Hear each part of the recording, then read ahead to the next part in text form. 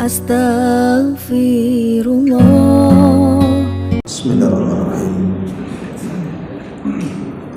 Assalamualaikum warahmatullahi wabarakatuh.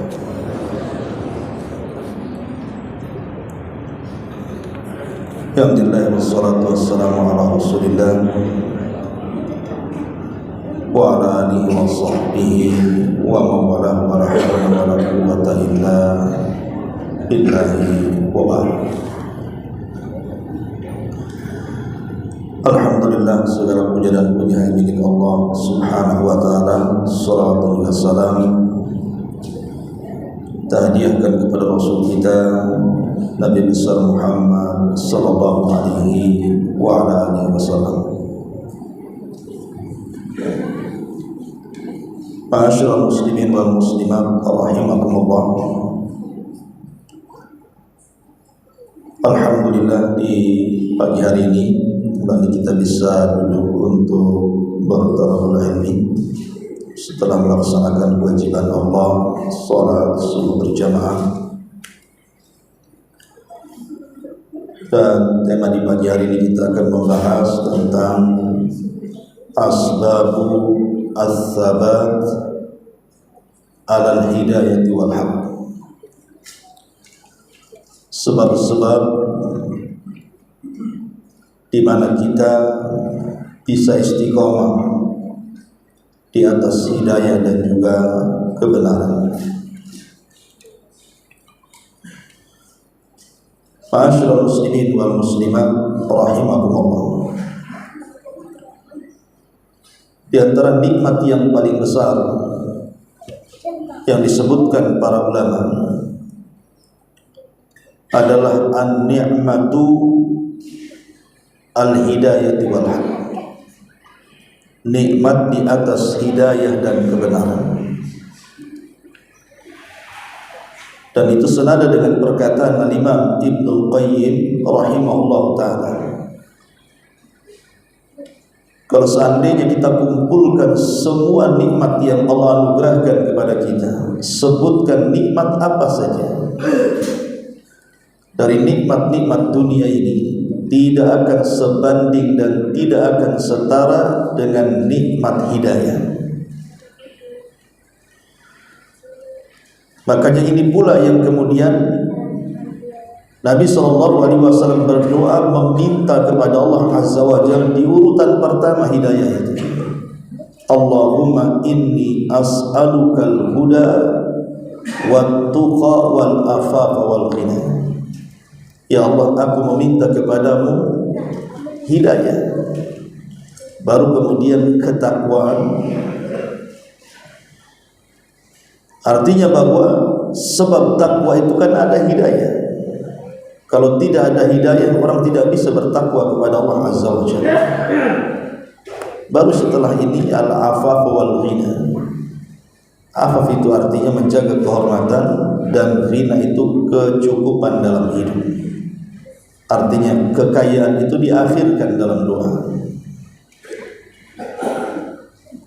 Kenapa demikian? Ada sebuah hadis Nabi SAW mengatakan, wa innar rajula la ya'malu bi amali ahlil jannati hatta ma yakunu bainahu wa bainaha illa dhira' fa ya'malu bi amali ahlin nari fayadkhuluha.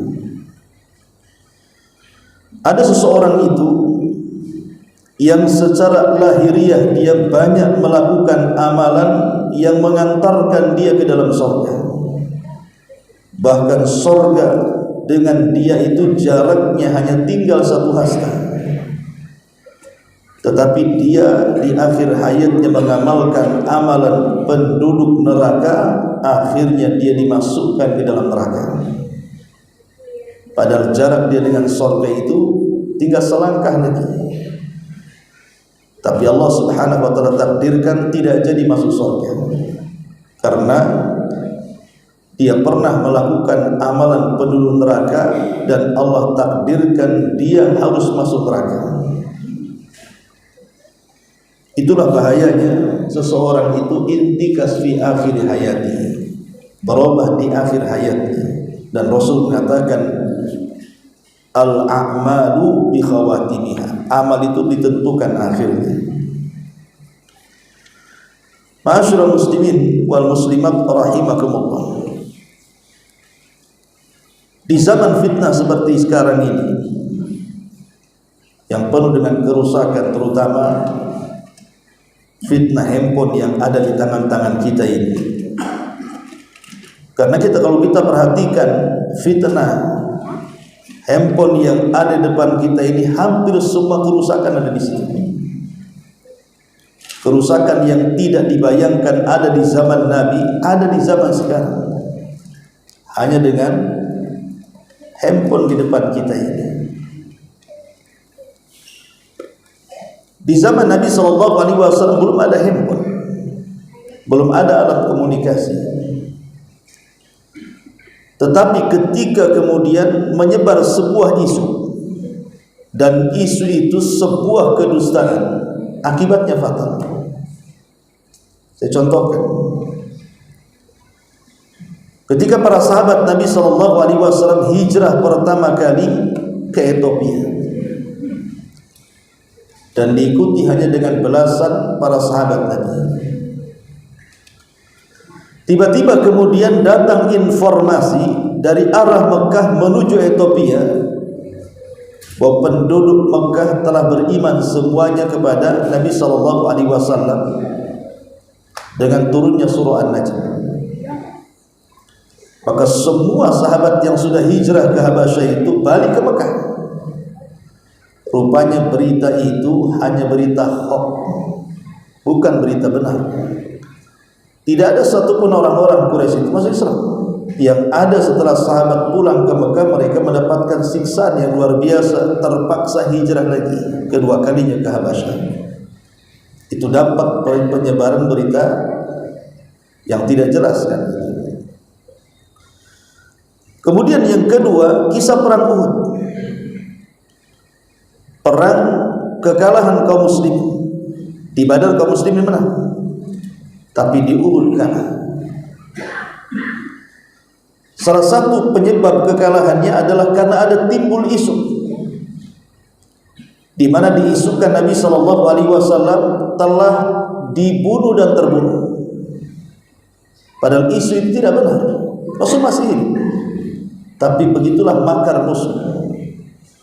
Diisukan dengan sebuah isu sehingga menjadikan lemah semangat para sahabat Nabi SAW ketika mendengar bahwa Nabi itu meninggal. Padahal yang meninggal itu bukan Nabi, tapi Mus'ab ibn Umair. Sementara perawakan Mus'ab ibn Umair itu kalau sudah menggunakan baju besi, maka tidak bisa dibedakan mana Nabi mana Mus'ab. Sehingga ketika terbunuh Mus'ab, orang-orang kafir menyangka mereka sudah membunuh Nabi, maka mereka menyebarkan berita hoax ini dan membuat tunggang langgang para sahabat dan berakhir dengan kekalahan. Ini gara-gara berita yang tidak benar. Jadi mengalami peperangan, kekalahan dalam peperangan. Atau contoh yang lainnya, hadisatul ifki. Hadisatul ifki itu berita bohong tentang ummuna ummul mukminin Aisyah radhiyallahu anha. Ketika pulang dari peperangan yang dimenangkan Rasul, kemudian Aisyah itu kan berada di rumah-rumahan di atas unta. Kemudian dia minta berhenti kepada pasukan karena dia ingin buang hajat. Turunlah dia dari rumah-rumahan unta itu, kemudian menghindar dari manusia. Tiba-tiba kehilangan cincin atau gelang, dan Aisyah berusaha untuk menemukannya. Lah pasukan yang membawa Aisyah itu disangka Aisyah sudah naik ke rumah-rumah unta itu, padahal dia sedang sibuk mencari gelang yang hilang. Berangkat pasukan, Aisyah ditinggalkan sendiri. Tapi Aisyah ini wanita cerdas. Dia tidak menyusul pasukan. Dia hanya tinggal di tempat dia berhenti. Karena pasti juga kalau mereka kehilangan dia, pasti akan dijemputnya. Rupanya pasukan ini sudah menjauh dan tidak menyadari kalau di rumah-rumah unta itu sudah tidak ada lagi Aisyah. Tapi ada seorang sahabat yang ketinggalan pasukan, namanya Safwan ibn Mu'attil. Safwan ibn Mu'attil ini melihat ada Aisyah, kaget nih.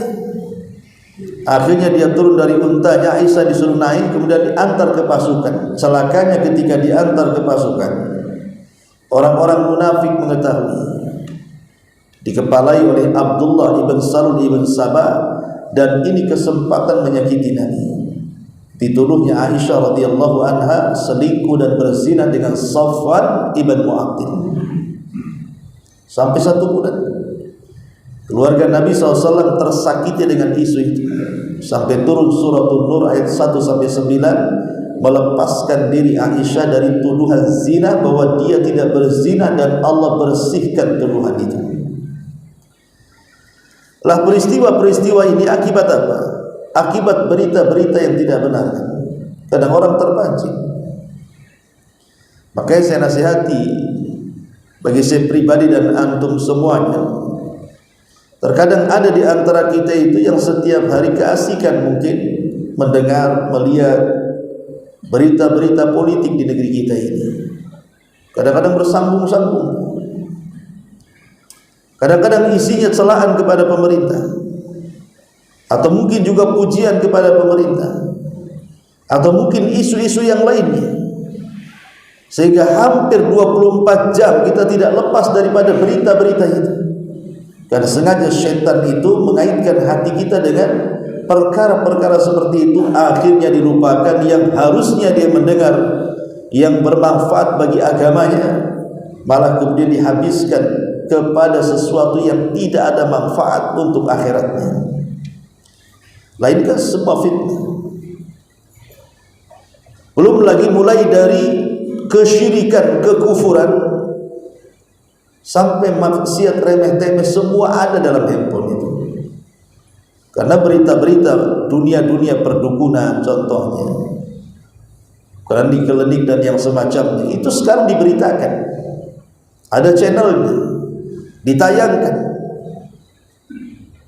dan itu kayak sinetron, setiap hari ada gitu ya, penampilan-penampilan dan penampakan mereka. Kalau orang tidak kuat-kuat akidah, boleh jadi kemudian terseret di situ. Lah ini baru satu barang namanya handphone. Macam mana dengan barang-barang yang lainnya yang ada di luar handphone itu? Tentu fitnah di zaman sekarang ini seperti gelombang yang terkadang orang itu kalau tidak memiliki bekal pasti terseret ke situ. Nah, dari sini ada beberapa wasilah atau sebab untuk mempertahankan hidayah dan kebenaran yang disebutkan oleh para ulama. Tidak perpanjang mukadimah. Yang pertama, ad-du'a'u daiman bis-sabati. Perbanyaklah doa kepada Allah Subhanahu wa taala. Karena doa itu adalah silahul mukmin, senjatanya orang yang beriman itu doa. Apalagi senjatanya orang yang beriman itu untuk melawan gelombang fitnah, syubhat, syahwat ini tidak bisa dilawan kecuali dengan doa. Karena yang membolak-balikan hati kita ini bukan kita sendiri, tapi yang membolak-balikan hati kita itu adalah Allah Subhanahu wa taala. Allah bisa saja membolak-balikan hati kita, sekejap sesat, sekejap dapat hidayah. Makanya Ummu Salamah radhiyallahu anha sering mendengar Nabi SAW berdoa, ya muqallibal qulub tsabbit qalbi ala dinik. Wahai zat yang membolak-balikan hatiku, tetapkan hatiku di atas ketaatan kepadamu. Ummu Salamah bicara kepada Rasul, saya mendengar engkau banyak membaca doa ini. Apa hikmah di balik doa ini? Apakah kita katakan Nabi SAW bisa tersesat? Atau Nabi SAW bisa terlepas hidayah? Mustahil, karena dia dibimbing oleh Allah Subhanahu wa ta'ala. Tapi Nabi SAW ingin mengajarkan kepada kita bahwa setiap hati manusia itu ada kalanya ikbal, ada kalanya idbal. Seperti perkataan Abdullah bin Mas'ud radhiyallahu anhu, terkadang hati manusia itu mudah menerima kebenaran, terkadang menolak kebenaran. Mudah menerima nasihat, terkadang menolak nasihat. Mudah untuk melaksanakan ketaatan, terkadang sulit untuk melakukan ketaatan. Itulah namanya iqbal dan idbal. Dan Rasul juga mengatakan setiap semangat itu pasti di balik kesemangatan ada futurnya. Manusia itu tidak mungkin semangat terus, pasti ada futurnya. Tetapi kata Nabi SAW, barang siapa yang saat futurnya, ketika hilang semangatnya untuk melakukan ketaatan itu, dia tetap memegang sunnah Nabi SAW, maka dia tetap di atas hidayah. Tapi kalau futurnya bukan kepada itu, maka siap-siaplah dia akan dijauhkan dari hidayah alias mendapatkan kebinasaan. Makanya ulama mengatakan minimalnya kalau orang sedang tidak semangat ibadah, jangan melakukan maksiat, itu saja. Kalau orang lagi malas, mau ini malas itu malas gitu ya, untuk melakukan ketaatan, minimalnya jauhi maksiat. Jadi yang pertama adalah berdoa kepada Allah Subhanahu wa taala dengan doa ya muqallibal qulub tsabbit qalbi ala ta'atik, tsabbit qalbi ala dinik. Yang kedua, as-sabat bimujalasatil akhyar. Usahakan dalam pergaulan keseharian kita ini mencari teman-teman terbaik yang memperbaiki akhiratnya. Boleh kita bergaul dengan siapapun, tapi jangan mencari kawan dekat yang bisa menghilangkan hidayah pada diri kita. Kenapa Abu Talib itu tidak dapat hidayah? Coba, itu disebabkan karena teman-temannya yang buruk. Padahal Abu Talib itu sudah jelas-jelas kan mengakui agama Nabi SAW dan mengatakan laqad alimtu anna dina Muhammadin khaira dini, bahwa aku sudah mengetahui agama Muhammad itu adalah sebaik-baik agama. Itu ucapan Abu Talib. Laqad alimtu anna dina Muhammadin khairu adyanil bariyati. Tapi kenapa kemudian Abu Talib tidak mau masuk Islam ketika ditalkin oleh Nabi SAW? Alasannya karena kalau bukan karena celaan kaumku, dia mengatakan seperti itu, kalau karena bukan celaan kaumku, laula masabbata qaumi, kalau bukan karena celaan kaumku, kata Abu Talib, maka kalian akan mengetahui bahwa aku pasti akan berada di atas petunjuknya. Maksudnya masuk ke Islam. Tapi apa kenyataannya? Sampai dicabut nyawanya Abu Talib tidak masuk Islam. Kenapa? Karena ketika sedang sakaratul maut, yang mentalkin dua manusia, yang satu mentalkin hidayah, yang satu mentalkin kesesatan. Yang mentalkin hidayah adalah Nabi SAW dengan mengatakan kul ya ammi kalimatu la ilaha illallah, katakan wahai pamanku ucapan la ilaha illallah. Di sana pula ada mentalkin kesesatan. Abu Jahal mengatakan, ya Abu Talib, atarghabu an millati Abdul Muttalib. Wahai Abu Talib, apakah kau benci dengan agama moyangmu Abdul Muttalib sehingga kau akan katakan kalimat itu? Lah Abu Talib ini terkadang melirik Rasul, terkadang melirik Abu Jahal dan teman-temannya. Akhirnya akhir yang diucapkan Abu Talib apa? Saya istiqomah di atas agama Abdul Muttalib dan enggan mengucapkan kalimat la ilaha illallah, mati kufur. Dari sini kata para ulama istinbat kisah ini, lihat bagaimana yang menghalangi hidayah salah satunya adalah perkawanan yang buruk. Makanya Rasul mengatakan al-mar'u ala dini khalili. Seseorang itu terkadang ditentukan agamanya oleh kawannya. Coba saja, kalau Anda berkawan dengan ahli maksiat, lambat laun pasti juga akan ikut maksiat. Sebagaimana kalau kita berkawan dengan ahli ibadah, lambat laun kita juga akan menjadi ahli ibadah. Ini yang kedua. Yang ketiga, di antara asbab hidayah dan kebenaran adalah da'watul akharin ilal khairi wa nabdhus syarri, fa inna tilka da'wati hiya bimathabati as-sayyati li nafsi. Yang ketiga adalah berusaha untuk mengajak manusia kepada kebaikan, ya tentunya setelah memiliki pengetahuan. Setelah memiliki pengetahuan ataupun ilmu agama, baru kemudian berdakwah. Dan ingat, Imam Ahmad mengatakan bahwa asal pengetahuan itu adalah rasa takut. Asal pengetahuan itu adalah rasa takut, dan itu senada dengan firman Allah Subhanahu wa taala, innama yakhshallah min ibadihil ulama. Orang yang takut kepada Allah itu mereka orang-orang alim, orang-orang yang belajar agama. Kenapa orang-orang yang belajar agama itu lebih takut kepada Allah dibandingkan yang tidak belajar? Karena yang belajar itu tahu apa yang ditakutkan sehingga dia takut.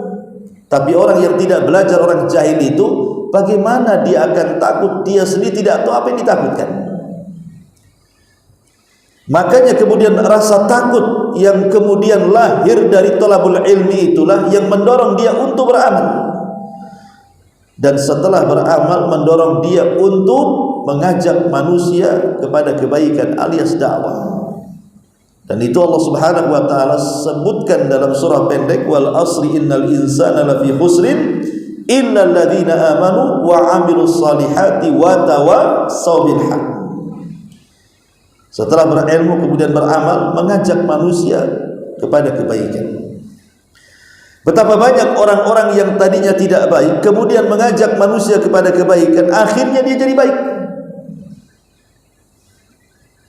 Sebab kalau seandainya semua orang diam tidak mengajak kepada kebaikan dan tidak mau mencegah kemungkaran dengan dalil saya belum baik, saya belum layak, saya belum cocok, maka tidak akan jalan itu namanya al-amru bil ma'ruf wan nahyu 'anil munkar itu.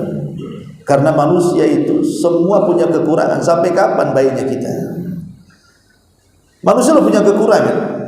Tidak ada manusia sempurna 100%, itu tidak ada. Manusia itu pasti ada kekurangannya. Lah boleh jadi dengan terus mengajak kepada orang lain itu bagian daripada mencambuk diri sendiri. Karena nasihat itu ulama mengatakan seperti orang bercermin di depan cermin. Jadi kalau kita menasihati orang, bayangkan orang yang kita nasihati itu seolah-olah kita dalam cermin. Kita nasihati diri sendiri sebenarnya. Itulah makna nasihat gitu ya. Isalul khair lil ghair, menyampaikan kebaikan kepada orang lain dengan bercerminnya kita di hadapan kaca seolah-olah yang sedang nasihati itu kita sendiri. Ini yang ketiga. Yang keempat, taqwallahi azza wa jalla. Berusaha untuk bertakwa dalam arti kata menjalankan perintah dan menjauhi larangan. Terkadang ada dalam perintah itu sesuatu yang kita tidak sukai atau kita benci, lakukan saja, karena itu bagian daripada takwa. Atau boleh jadi menjauhi larangan. Dalam larangan itu ada sesuatu yang kita cintai pula, kita senangi pula, jauhi. Dan memang harus ada ijtihad, manjadda wajad, kata orang-orang bijak itu. Siapa yang sungguh-sungguh pasti dia bisa melakukannya. Ma'asyiral muslimin wal muslimat rahimakumullah. Kemudian yang kelima, disebutkan juga ad-dilalatu 'alal khairi, ad-dilalatu 'alal khairi walau kana yasira. Kama qala Nabi sallallahu alaihi wasallam, man dalla 'ala khairin falahu mithlu ajri fa'ili. Tetap kemudian mengajak manusia kepada kebaikan walaupun dengan ucapan yang sederhana. Pamannya ada orang yang datang kepada kita minta nasihat, nasihati walaupun hanya mengatakan bertakwa kepada Allah. Karena Ketika ada orang meminta nasihat kepada kita, kok kita tidak menasihati, berdosa kita. Berdosa karena nasihat itu terkadang menjadi wajib hukumnya dari fardu ain, dari fardu kifayah menjadi fardu ain dalam dua kondisi. Jadi menasihati orang itu menjadi wajib, menjadi fardu ain dari awalnya fardu kifayah. Itu karena dua perkara. Pertama, kalau kita melihat kemungkaran depan mata. Kalau antum tidak menasihatinya, berdosa. Tapi tentu dengan tahapan, kan gitu. Kata Rasul, man ra'a minkum munkaran falyughayyir biyadi. Kalau kita melihat sebuah kemungkaran, melihat loh ya, bukan mendengar. Tidak boleh kita mengingkari sebuah kemungkaran kalau hanya sebatas mendengar. Karena hadisnya harus melihat. Pemain informasi, akhi si anu begini, langsung antum melabrak, tidak bisa. Karena hadisnya melihat, bukan mendengar. Kalau mendengar itu bukan melabrak, menasihati, tetapi tasabut tabayun dulu. Betul nggak akhi kata anu, kata si ini, kata si itu, gitu ya. Sebab kalau langsung menasihati gara-gara berita hanya sekedar mendengar, bisa benar bisa salah. Tapi kalau melihat, macam mana bisa salah? Dia melihat. Makanya Nabi SAW mengatakan, man ra'a minkum munkaran, barang siapa yang melihat, bukan mendengar. Kalau mendengar tajasus jadinya. Siapa yang melihat, baru cegat dengan tangan. Tak bisa dengan tangan, maksudnya kekuasaan, maka dengan lisan. Wa bilisani, tak bisa dengan lisan. Wa biqalbi, dengan hatinya. Walaupun kata Rasul, mengingkari manusia dengan hati itu adaful iman, selemah-lemahnya iman. Tapi ini minimalnya ada pengingkaran di situ. Harus ada. Maka dalam kondisi seperti ini menasihati hukumnya wajib. Imma dengan kekuatan atau dengan lisan atau dengan hati doa. Ya. Atau yang kedua, kalau ada orang yang datang kepada kita minta nasihat, wajib dinasihati walaupun dengan kata-kata sederhana. Walaupun hanya mengatakan bertakwa akhi. Karena Rasul yang mengatakan di antara hak seorang muslim kepada muslim yang lainnya, idzastansahaka fansah lahu. Kalau ada orang yang datang kepada minta nasihat, nasihati dia. Dalam dua kondisi nasihat itu wajib. Ma'asyiral muslimin yang dimuliakan Allah Subhanahu wa ta'ala, dan itu disebutkan keutamaannya, man dalla ala khairin kafa'il. Barang siapa yang mengajak manusia kepada kebaikan, maka pahalanya sama dengan orang yang melakukannya. Terkadang nasihat itu tidak mesti harus, mungkin banyak dalil Quran keluar, hadis Nabi keluar, aqwal ulama keluar. Tidak, terkadang nasihat yang kecil kalau keluar dari hati yang ikhlas itu pengaruhnya lebih besar dibandingkan seorang ustaz yang membawakan segudang dalil. Kadang ada orang, mungkin dia orang tua tak kenal agama, tapi dengan pengalaman tuanya dia tahu itu salah, itu tidak benar. Kemudian dengan lembutnya dimenasihati dan keikhlasannya, bisa sadar orang itu. Tapi boleh jadi mungkin orang itu dinasihati ustaz atau ustazah atau kiai ataupun tuan guru atau apa namanya lah, tokoh-tokoh agama, dikasih dalil Quran, ini dalilnya, ini hadisnya, ini perkataan ulamanya, lari dia. Artinya bahwa hidayah itu kan kapan saja, tidak mesti dari orang tertentu kan. Bisa saja wasilah hidayah itu dari orang-orang lain yang boleh jadi mungkin kedudukannya lebih rendah secara pengetahuan dibandingkan ahli agama. Tapi keikhlasan itulah yang menjadikan pengaruh ajakan kebaikannya. Kemudian selanjutnya adalah idza ra'aita mubtala fi dinihi fahmadillah tabaraka wa ta'ala ala an afaka wa qul alhamdulillahilladzi afani mimma ibtalaka bihi wa faddalani ala katsirin mimman khalaqa tafdila. Kalau kita melihat ada saudara-saudara kita yang diuji dari agamanya, ingat ujian agama itu lebih berat dibandingkan ujian dunia. Mungkin di mata kita ujian dunia itu lebih berat. Itu bagi yang salah pandang. Ketika kita melihat ada orang yang stroke bertahun-tahun tidak bisa bangun, ataupun mungkin terbaring di rumah sakit, entah penyakitnya apa, sudah uang dihabiskan dengan mungkin jumlah miliaran untuk penyembuhan dan begitu seterusnya. Atau mungkin ada tsunami, rumahnya roboh, ada gempa kemudian rumahnya roboh, atau mungkin tanah ini diserobot orang atau dirampok dan begitu seterusnya. Ini kan ujian-ujian dunia. Terkadang kita katakan berat kali lah orang itu, tetangga ini sudah meninggal, suaminya timpa ini timpa itu. Itu sebenarnya kan ujian dunia, kita anggap itu sudah berat itu. Tetapi Nabi SAW mengatakan bahwa ujian terberat itu kalau Allah goyangkan agama kita. Makanya kenapa Nabi SAW mengatakan dalam doanya itu, ya Allah, jangan kau uji dalam agama kami. Kau boleh uji dalam dunia kami, tapi jangan kau uji dalam agama kami. Karena ujian agama ini berat. Apa sih ujian agama itu? Kesesatan. Itulah ujian. Ujian paling berat itu ketika seseorang disesatkan oleh Allah Subhanahu wa ta'ala, na'udzubillah. Ataupun ujian agama itu seseorang dimalaskan untuk ibadah, itu ujian agama. Dibakhilkan untuk sedekah, dimalaskan untuk thalabul ilmi, dimalaskan untuk ketaatan dan begitu seterusnya. Intinya berkaitan dengan agama. Nah, di sini kalau kita melihat ada orang yang seperti itu, umpamanya ada tetangga malas sholat, maka katakanlah alhamdulillah, saya masih bisa sholat, tanpa harus kemudian kita ini merendahkan orang lain. Tidak, kita bersyukur kita masih bisa sholat, yang si anu itu tak sholat gitu maksud. Kita masih bersyukur bisa hadir majelis ilmu, yang lain tidak. Nah, itu alamat orang itu istiqomah di atas kebenaran.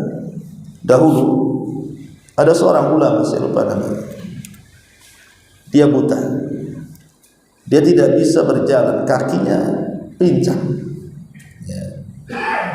Dia buta, dia pincang, kemudian juga banyak cacat dalam badannya.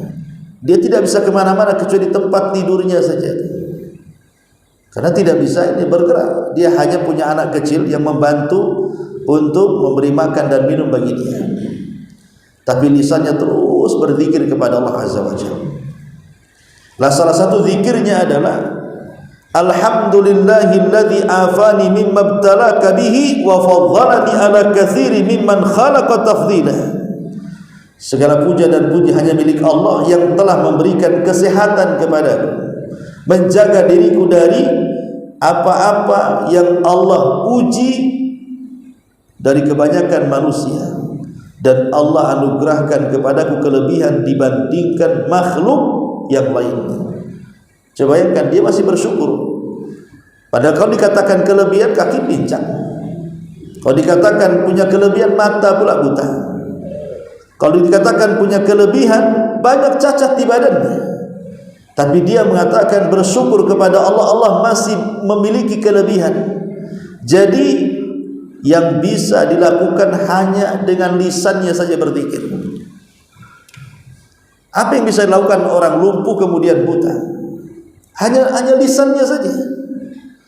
Makanya ketika lewat seorang ulama di samping tenda dia, kemudian melihat ada orang buta berdoa seperti itu dan mengatakan segala puji bagi Allah yang telah mengutamakan diriku dari kebanyakan manusia, dia heran. Dan bisa orang kayak gitu ngomong gitu juga. Akhirnya ditanya, wahai Tuhan, kenapa kau bisa mengatakan seperti itu? Sementara kau buta, kau cacat ini, kau cacat itu, kau pincang, kau tidak bisa kemana-mana. Maka dia mengatakan, aku bersyukur karena lisanku masih basah dengan zikir kepada Allah Azza wa Jalla. Karena tidak semua orang sehat itu bisa melakukannya.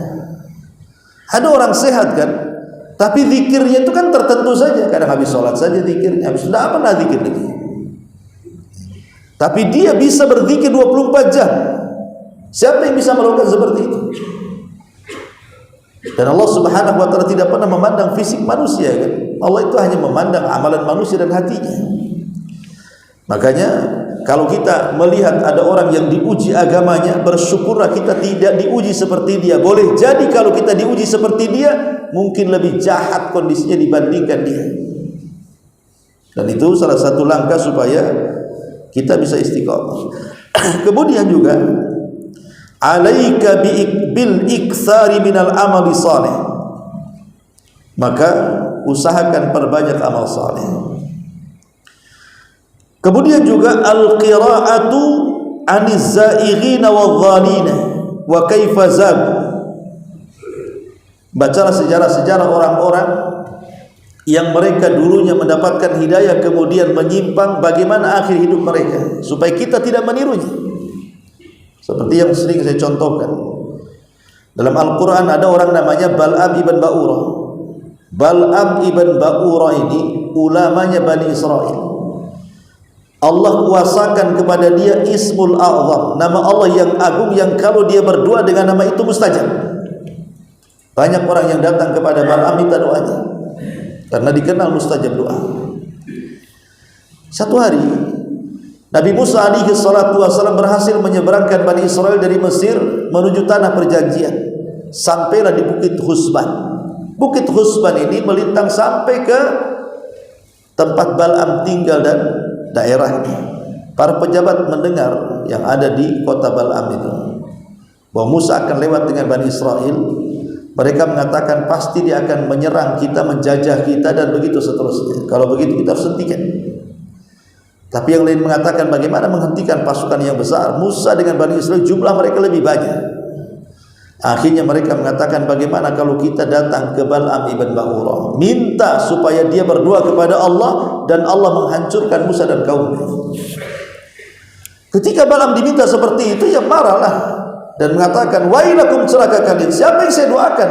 Dia seorang nabi ulul azmi dari kalangan rasul, mustahil saya doakan Bal'am. Bal'am mendoakan Nabi Musa. Tapi karena didesak, dikasih harta, dikasih hadiah, dikasih rumah, dikasih jabatan, meleleh juga akhirnya keimanannya. Entah setan dari mana datang, tiba-tiba dia menyetujui permintaan para pembesar di kota itu. Mulailah dia berdoa dengan keburukan kepada Nabi Musa, kebaikan. Berani mendoakan keburukan kepada Nabi. Bal'am ibn Ba'urah, padahal dia sudah tahu itu tidak mungkin. Makanya ketika berdoa dia kepleset-pleset lidahnya itu, tidak sampai-sampai doanya. Itu menunjukkan bahwa Allah sudah tidak redha dengan doanya kan. Man 'adali waliyan faqad adzantuhu bil harbi. Siapa yang musuh wali-waliku, kata Allah, maka dia mengumandangkan perang melawanku. Siapa yang mampu perang melawan Allah kalau kita mengganggu wali-wali? Akhirnya Bal'am pun putus asa karena doanya enggak mujarab lagi, bahasanya enggak manjur lagi, enggak mustajab lagi, sehingga dia mengatakan rugilah akhirat dan dunia, katanya. Tapi putus asa sampai di sini tidak. Bal'am cari cara lain. Dia hendak membuat kemaksiatan di tengah-tengah Bani Israel. Dengan cara apa? Meminta agar wanita-wanita yang ada di tempat itu berdandan dengan cantik, pura-pura berjual beli, kemudian rayulah salah satu dari orang pilihan Nabi Musa. Kalau bisa melakukan perzinahan satu kali cukup menghukum mereka. Akhirnya betul dilakukan. Rupanya ada orang pilihan Nabi Musa berzina dengan wanita itu. Terjadi penyakit taun yang membantai ribuan jiwa. Sehingga Nabi Musa kaget. Kok tiba-tiba ada wabah? Kenapa? Dan ini menunjukkan bahwa setiap maksiat itu ada pengaruh. Ya. Baik pengaruh kepada perorangan ataupun pengaruh kepada masyarakat umumnya. Bayangkan yang melakukan zina satu orang, tapi korbannya ribuan. Nah itulah maksiat berpengaruh. Makanya kenapa Allah mengatakan wattaqu fitnatal la tusibannal ladzina zalamu minkum khassah. Takutlah akan fitnah yang kalau seandainya menimpa kalian, bukan orang zalim secara khusus mendapatkan fitnah, orang baik pun terkena imbasnya, kata Allah. Akhirnya setelah ketahuan, kemudian dibunuh orang itu. Kemudian baru diangkat taunnya. Kemudian Nabi Musa jengkel, diseranglah kota itu sampai akhirnya mengalami kekalahan. Dan Bal'am pun mati dalam kondisi kufur. Dari sini Allah Subhanahu wa taala gambarkan dalam Quran itu tentang kisah Bal'am secara tersirat. Ma'asyiral muslimin yang dimuliakan Allah Azza wa Jalla, ini menunjukkan bahwa terkadang keimanan seseorang itu diuji, hidayah seseorang diuji kan. Akhirnya Harusnya orang seperti Bal'am itu husnul khatimah, tapi Allah buat su'ul khatimah. Padahal Allah mengatakan walau syi'na la rafa'nahu, kalau kami kehendaki Bal'am kami angkat derajatnya, tapi dia akhlada ilal ar, lebih memilih dunia dibandingkan akhirat. Itulah dia keinginan seperti itu, Allah kabulkan. Kemudian juga diantara yang bisa supaya kita ini istiqomah, selain membaca orang-orang yang menyimpang dan bagaimana akhir kehidupan mereka, tadabbur qasasil anbiya'i wa dirasatuha litta'assi wal amali, berusaha membaca kisah-kisah para nabi, belajar dengan serius, renungkan kisah-kisah itu, ambil pelajarannya untuk kita amalkan. Karena kita tahu bahwa isi daripada Quran itu sepertiganya kan kisah. Sepertiga isi Quran itu qasas, kisah-kisah. Dan Sufyan Ats-Tsauri rahimahullahu taala mengatakan bahwa kisah-kisah itu adalah junudullah. Beliau mengatakan bahwa kisah-kisah dalam Quran, kisah-kisah dalam hadis Nabi SAW, dan kisah-kisah para sahabat dan yang lainnya dari kalangan para ulama, itu bisa dijadikan tentara dari tentara Allah Subhanahu wa taala. Jadi Sufyan Ats-Tsauri mengatakan bahwa itu bisa dijadikan tentara dari tentara Allah. Apa maksudnya? Tentara dari tentara Allah itu maksudnya adalah ketika kita ini dalam kondisi ditimpa musibah, bagaimana cara menangkan musibah itu? Terkadang kita sudah berusaha untuk menangkan, tak tenang-tenang juga. Maka lihat, iringkan musibah kita dengan musibah umat sebelum kita. Iringkan musibah kita dengan musibah dengan orang-orang terdahulu. Lihat para nabi musibahnya seperti apa. Kita ini enggak seberapa dari musibah mereka, sehingga kita kenal kalau para nabi saja diuji, ya kita juga pasti akan terkena ujian.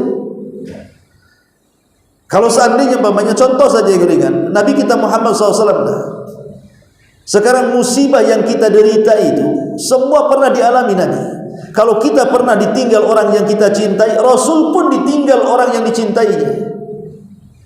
Bayangkan 5 anaknya itu dikubur di hadapan dia yang menguburkannya, mulai dari Qasim, Abdullah, Zainab, kemudian Ummu Kulsum, dan juga Ruqayyah, ataupun ditambah dengan Ibrahim, kecuali Fatimah. Kalau mungkin kita kehidupan melarat umpamanya, kan Rasul juga pernah melarat. Belasan tahun dia menjadi penggembala kambing dengan upah yang sangat kecil sekali, alal qararit dalam riwayat itu. Qararit itu dengan upah yang sangat kecil sekali. Kalau seandainya kita dalam menasihati berdakwah, diejek, dicaci, dimaki, Rasul lebih daripada itu, diintimidasi, bahkan diusir, bahkan akan dilakukan pembunuhan. Bahkan Rasul sudah dari kecil susah hidupnya, dalam kandungan saja sudah susah, bapaknya sudah meninggal, usia Rasul masih 6 bulan, kemudian terlahir, dititipkan di Baduy lagi di desa, kemudian besar sedikit belasan tahun, 5-6 tahun sudah jadi penggembala kambing. Kemudian diberikan kepada ibunya, meninggal ibunya. Diberikan kepada kakeknya, meninggal pula kakeknya. Diberikan kepada pamannya, pamannya pula yang paling miskin dari semua paman Nabi. Jadi banyak musibah yang dialami Rasul. Tapi memang itu skenario Allah kan, karena hendak membentuk dia seorang Nabi dan Rasul. Tapi dari sini ketika kita iringkan setiap musibah kepada umat sebelum kita, atau kepada tokoh-tokoh yang merupakan suri toladan kita, Rasul, para sahabat, itu akan jadi tentara bagi kita, jadi obat bagi kita, dan itu bisa menenangkan. Ya, makanya itu juga diantara sebab ats-tsabat juga. Ya. Kemudian juga at-ta'ammul fil Qur'anil Karim wa qira'atuha, senantiasa mempelajari tafsir Al-Quran, kemudian juga merenungkannya, kemudian juga membacanya. Karena Quran itu hidayah. Memang kita kan asal hidayah Al-Quran kan? Banyak orang-orang barat itu ketika mendengar Al-Quran gak paham maknanya, mereka mau masuk Islam. Contoh dalam sejarah lah Najasyi, Raja Ethiopia, atau disebut dengan Ashama ibn Abjur, atau gelarnya Najasyi, dari kerajaan Ethiopia. Ketika sahabat hijrah ke sana, kemudian terjadi dialog sengit antara Ja'far dengan Amr ibn As, yang ketika itu memberikan hadiah kepada Raja-Raja Ethiopia untuk memulangkan para sahabat ke Mekah. Tapi Najasyi ini orang berakal, dia tidak bisa langsung mendeportasi gitu saja kan, kecuali ada alasannya. Terjadi dialog panjang itu antara Ja'far bin Abi Thalib dengan Amr ibn As di hadapan Raja Najasyi. Bahasa Ethiopia kan bukan bahasa Arab, bahasa asing, nggak kenal pun Quran. Tapi ketika Ja'far bin Abi Thalib membacakan Al-Quran surah Maryam, entah kenapa kemudian Najasyi bisa melelehkan air mata, kemudian masuk Islam, walaupun kaumnya tidak tahu dia Muslim. Dari mana kita tahu Najasyi Muslim? Karena ketika kematiannya Rasul mensalat gaibkan. Dan hari ini menjadi kebanggaan orang-orang Afrika bahwa pernah ada raja mereka itu satu-satunya yang masuk Islam di zaman Nabi SAW. Walaupun setelah itu Afrika juga mayoritas Muslim. Di zaman Utsman terjajah sampai ke daratan Afrika kan? Dan sampai hari ini Islam juga banyak di sana ya. Tapi yang ingin saya katakan ya, bagaimana di sini Al-Quran itu bisa mempengaruhi luar biasa pada orang kafir. Jangan lagi kepada orang kafir itu Quran itu pengaruhnya, kepada bangsa jin, kepada makhluk-makhluk yang sifatnya jamad gitu ya, padat-padat, semua terpengaruh dengan Quran. Allah mengatakan, "Lau anzalna hadzal Qur'ana 'ala jabalin la ra'aitahu khashi'an mutasaddian min khasyatillah." Kalau kami turunkan Quran itu dibebankan kepada gunung, pasti gunung akan bergetar. Bisa saja dia hancur. Bayangkan gunung bisa hancur, bergetar karena rasa takut dengan Allah ketika Quran dibebankan kepada mereka. Ya, karena Quran itu punya pengaruh. Atau kepada bangsa gaib, bangsa jin ketika Rasul berada di Taif, kemudian diusir, masuk Mekah tidak bisa karena harus mendapatkan jaminan perlindungan. Baru setelah dia mendapatkan jaminan perlindungan dari Adi bin Hatim, baru dia bisa masuk. Tapi sebelum mendapatkan itu Rasul terpaksa sembunyi kan di kebun Mughirah. Serba salah, mau ke Taif lagi dilempari, mau ke Mekah diancam bunuh kan gitu. Karena sudah nggak ada lagi pelindungnya. Khadijah sudah meninggal, Abu Thalib sudah meninggal, tidak ada lagi backing-backingan bahasa kitanya. Akhirnya Nabi SAW pun beberapa hari tinggal di kebun kurma, walaupun ada juga yang masuk Islam namanya Adas. Adas itu orang Nasrani, orang dari kaumnya Nabi Yunus di Nainawa di Irak. Itu namanya Adas, jadi budaknya Mughirah yang punya kebun itu masuk Islam. Ketika orang Taif tidak mau masuk Islam, si Adas pula masuk Islam, orang Nasrani itu. Dan lebih daripada itu adalah kaum jin. Rasulullah SAW kan baca Quran itu dalam salat subuh di kebun itu. Tiba-tiba ada jin yang berjumlah 7 dari jin Nasibah dari Yaman. Sekali mendengar ayat Al-Quran langsung beriman. Lainlah 7 jin pertama yang menjadi sahabat Nabi. Dengan wasilah 7 jin ini ribuan jin masuk Islam. Hanya mendengar Quran satu kali langsung aman Nabi. Sehingga Allah turunkan surah jin, Qul uhiya ilayya annahu istama'a nafarun minal jinni faqalu inna sami'na Qur'anan ajaba. Terangkan tuh bagaimana masuk Islamnya jin kan. Memang Quran ini luar biasa. Lah kalau Quran itu bisa mempengaruhi segalanya, mempengaruhi jin, mempengaruhi hati-hati orang kafir, mempengaruhi sampai kepada binatang. Seperti sahabat Husain bin Khudair radhiyallahu anhu. Husain bin Khudair radhiyallahu anhu. Itu satu hari dia membaca Quran tengah malam, anaknya Yahya itu sedang tidur. Di sampingnya ada kuda yang ditambatkan. Jadi setiap Husain bin Khudair membaca Quran, kudanya ini bergerak-gerak. Kudanya bergerak-gerak terus. Tapi kalau dia diam, kudanya pula diam. Dia baca lagi, kudanya bergerak. Tapi dia takut. Kenapa? Anaknya tertidur di samping kuda itu, takut kesepak itu bahasanya. Akhirnya dia tidak melanjutkan bacaannya. Lah, kejadian yang sama ketika dia membaca Quran, Husain bin Khudair melihat ada cahaya dari langit. Cuma karena takut anaknya tadi, karena dekat kuda gitu ya, takut disakiti kudanya. Akhirnya dihentikan. Kemudian keesokannya diceritakan kepada Rasul. Dia mengatakan, dia Husain, kalau engkau teruskan baca Quran, maka malaikat akan turun berturut-turut dari langit untuk menyaksikan bacaan. Dan ini karomah namanya. Karomah seorang sahabat. Nah dari sini kita tahu bagaimana kuda bisa terpengaruh dengan bacaan Quran. Artinya sampai kepada binatang. Lah pertanyaannya, kalau seandainya binatang saja terpengaruh, batu, gunung, jin, para malaikat dan begitu terpengaruh, lah ada di antara hati-hati kita ini kalau mendengar Quran atau membaca Quran tak ada pengaruh sama sekali. Nah kenapa ini? Boleh jadi mungkin keras hati itu, hidayah tidak masuk di situ. Tapi kalau dengar musik bisa dia menangis.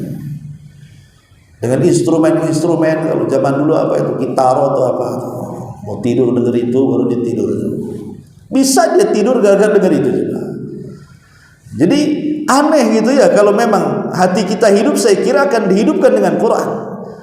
Tapi itulah karena terlalu banyak fitnah di zaman sekarang, bacaan Quran itu tidak pengaruh. Makanya dibuatlah terkadang kita baca, terkadang kita mendengar. Karena membaca dan mendengar itu wasilah kita dapat hidayah. Jangankan kita Rasul saja minta kepada Abdullah bin Mas'ud untuk dibacakan Quran kan, dan mengatakan, wahai Abdullah, iqra alayya al-Quran, bacakan untuk Quran. Kata Abdullah bin Mas'ud, ya Rasulullah, aqra'u alayka wal Qur'anu unzila ilaika. Rasul, apakah saya harus membaca Quran untukmu? Lah Quran kan turun kepadamu katanya. Kata Rasul, baca saja. Akhirnya kemudian Abdullah bin Mas'ud pun baca surah An-Nisa sampai kepada ayat fa kaifa idza ji'na min kulli ummatin bi syahid wa ji'na bika ala haula'i syahida. Kata Rasul, hasbuka ya Ibnu Mas'ud, cukup. Karena ayat itu sudah menyinggung dirinya. Maka Abdullah bin Mas'ud mengatakan, aku melihat di kedua kelopak mata Rasul keluar air mata sehingga membasuhi janggutnya. Ma'asyiral muslimin wal muslimat rahimani wa rahimakumullah. Kemudian juga di antara wasilah as-sabat adalah al-isti'anatu ila Allah azza wa jalla. Mintalah dalam setiap masalah itu pertolongan dari Allah. Makanya sering saya katakan, ikhwan, perkara besar kalau Allah terlibat menyelesaikannya pasti terurai masalahnya. Perkara kecil kalau Allah tidak terlibat maka akan sulit jalan keluarnya. Itu kaidah. Perkara sebesar apapun kalau Allah terlibat menyelesaikannya pasti terurai masalahnya. Perkara sekecil apapun kalau Allah tidak menyelesaikannya maka tidak akan dapat jalan keluarnya. Kenapa dalam surah Al-Fatihah setiap hari kita membaca 17 kali kan? Iyyaka na'budu, iyyaka nasta'in. Padahal isti'anah itu bagian ibadah kan? Kenapa mesti diulang? Iyyaka na'budu, hanya kepadamu kami beribadah, wa iyyaka nasta'in, hanya kepadamu kami meminta pertolongan. Meminta pertolongan itu bagian daripada ibadah. Kenapa dikeluarkan? Kenapa tidak cukup iyyaka na'budu? Ya Allah, hanya kepadamu kami beribadah. Yang namanya ibadah termasuk minta pertolongan, takut, harap. Nah, itu kan sebuah ibadah. Kenapa dikeluarkan isti'anah? Itu namanya zikrul khas ba'dal am, menyebutkan yang yang khusus setelah Allah menyebutkan yang umum. Karena ibadah manusia tidak mungkin terrealisasi, tidak mungkin terwujudkan kecuali karena ada pertolongan Allah. Makanya kenapa isti'anah disendirikan? Hanya kepadamu ya Allah kami beribadah, dan hanya kepadamu ya Allah kami meminta pertolongan. Kenapa mesti kami minta pertolongan? Karena tidak mungkin orang melakukan ibadah kecuali ditolong Allah. Anda tidak mungkin hadir di sini kalau tidak pertolongan Allah. Tidak mungkin kita bisa sholat subuh tadi kalau tidak karena pertolongan Allah. Jadi semua ibadah yang kita lakukan itu semua adalah pertolongan Allah sebenarnya. Makanya isti'anah itu penting. Apalagi di zaman sekarang banyak-banyak minta tolong kepada Allah, agar Allah subhanahu wa ta'ala menolong kita dari setiap fitnah yang kita hadapi. Dan ini juga salah satu bentuk as-sabat. Kemudian juga di antara bentuk as-sabat adalah as-sabru, fa inna min a'zami asbabis sabati ala dinillah. Sabar, karena inilah seagung-agungnya wasilah seseorang bisa istiqamah di jalan Allah subhanahu wa ta'ala. Wallahu a'lam. Subhanallah bihamdika asyhadu an la ilaha illa anta astaghfiruka wa atubu ilaik. Allahu ta'ala alam. Assalamualaikum warahmatullahi wabarakatuh.